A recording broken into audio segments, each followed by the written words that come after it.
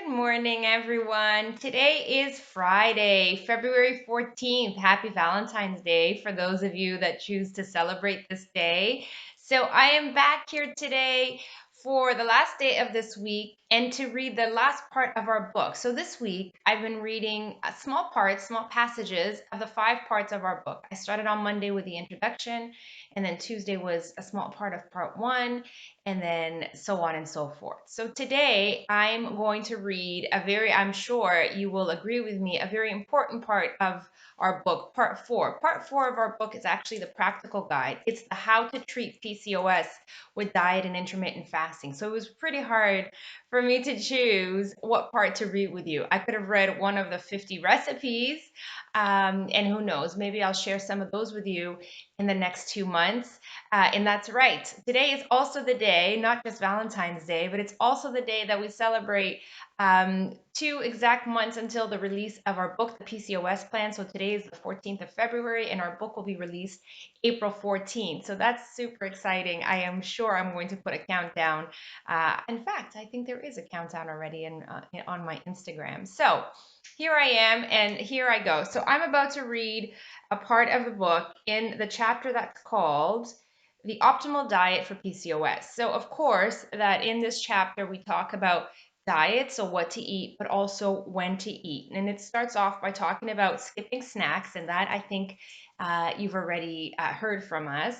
And I actually chose to read this because any of you guys that work with me or have read some of the things that I've written about, you know that I'm a big fan of early time restricted eating. And here's why.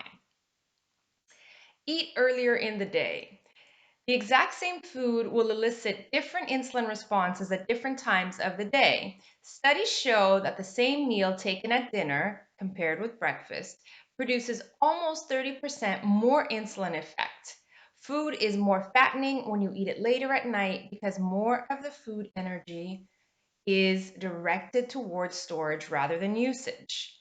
The body's circadian rhythm, the natural internal system that regulates feelings of sleepiness and wakefulness, also affects appetite. Hunger is lowest in the morning and greatest in the evening, around 8 p.m. or so. Other studies show that eating later at night results in a lower metabolic rate. If your metabolism is burning fewer calories, weight loss is harder. So, eating your largest meal late in the day gives you 3 problems. 1, you'll eat more because you are hungrier. Yikes. 2, the food you eat is more fattening because it raises insulin level higher. Double yikes. And 3, you'll expend less energy and more calories will get turned to fat. Triple yikes. We tend to eat later only because of our work-life schedules, not because it is healthy. Since many people work or go to school during the day, we leave our main meal, which we eat as a family, until the evening. And this dinner often gets pushed later and later in the evening because of longer commuting times and more families in which both parents work outside the home.